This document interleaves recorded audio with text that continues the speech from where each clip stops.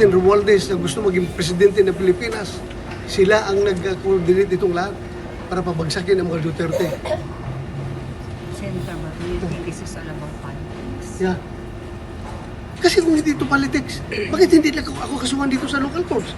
Ha? They want us to banish from the Philippine soil. Yan ang gusto nila, kaya doon sila nag-file. Dito, kung gusto niyo accountability, filean mo ako dito. Ang kaso sa Pilipinas. Nandiyan yung mga Philippine courts natin. At haharapin Pero mo. kahit isang murder, walang pinail sa akin. Kasi alam nila wala akong pinatay na tao at wala akong inutusan na patayin ninyo yan. Alam nila yan. Eh, yung mga taga-ICC na naniniwala sa kanilang mga fabrication. Sir, Everything was fabricated. So ano lang ang naging role mo, sir? Ha? Ano lang ang naging role mo? Ang role ko is para mag-lead sa war on drugs. Ha? And it doesn't mean pag war on drugs ay patayin lahat ng tao. Ha? Of course, kung ang buhay ng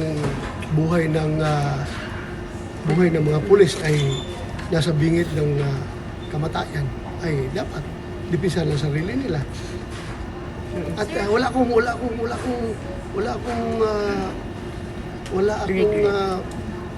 pang-abuso na hinahayaan. Kung meron man, pinapabistigahan natin. Sir, pero yung may subpoena po kasi yung PNP, hi sir, may subpoena po kasi PNP pupunta po ba kayo? I think May 14 po yun. Titingnan natin with the current situation, marami namang abogado natin na pwedeng ipadala. Titingnan lang natin. Sir, if ever maging local complaint yun, naharapin niyo po yun. Yung sa CIDG, sir. Kasi it's a possible complaint daw. Sinasabi ko nga sa iyo, lahat basta sa local lang, harapin natin yan. You can just imagine kung inibisigahan nila yung EJK ko noong panahon ng city director ako ng Davao, how many years ago na yun? Grabe naman pagkakalkal yan kung kinakalkal nila kung yung mga nangyayari doon sa Davao. Dapat noon pa, kinasuhan na nila ako. Eh, bakit ngayon pa sila magkakalkal ng mga ganun? Sir, what urged you to come back po, to go back to the Senate po? May mga nagsasabi baka dahil sa impeachment, sa change in leadership? Hindi ako magsinungaling, kasama na yan lahat. Impeachment, yung change of leadership,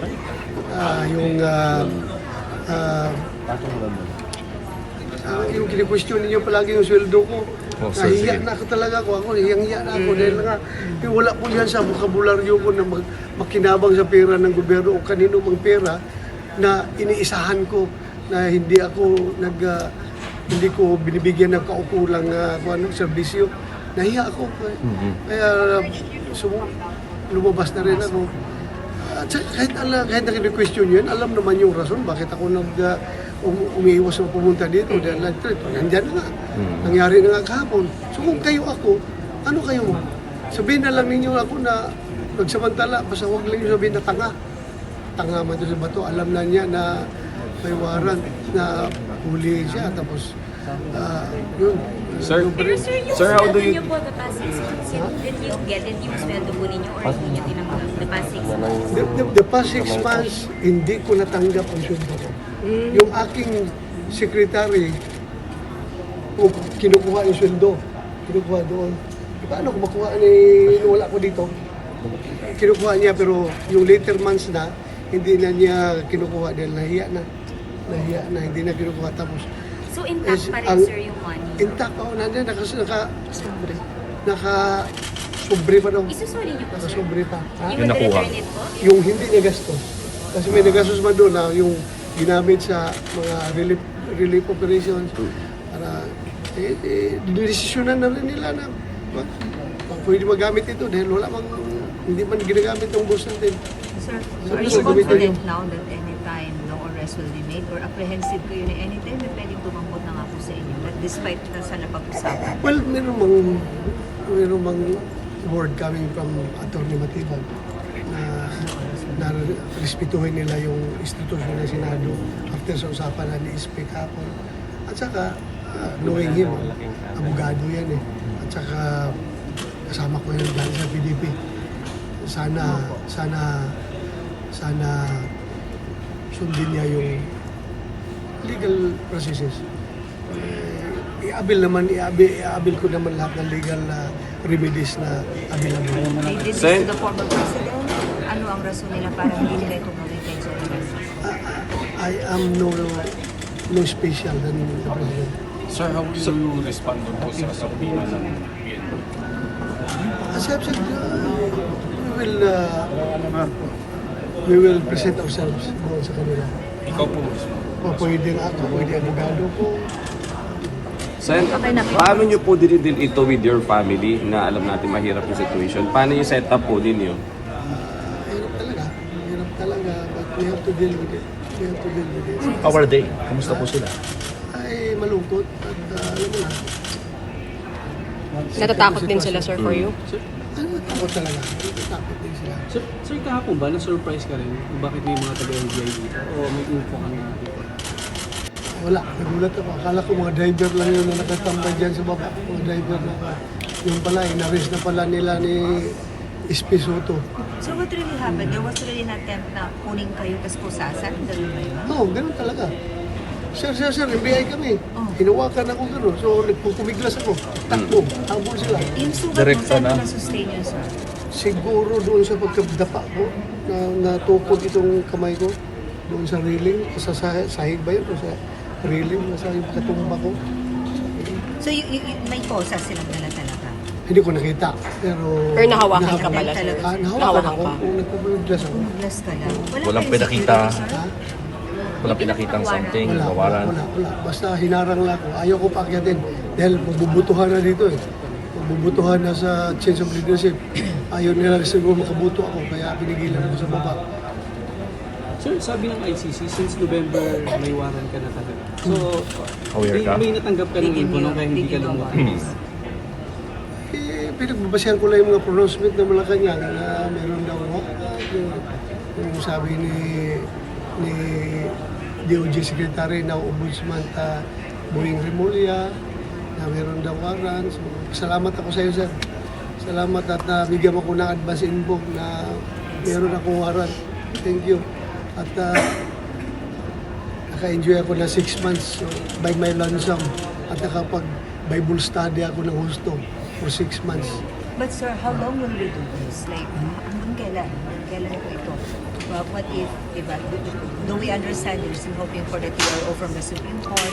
Pero worst case scenario, General. I have no plans. I have no plans.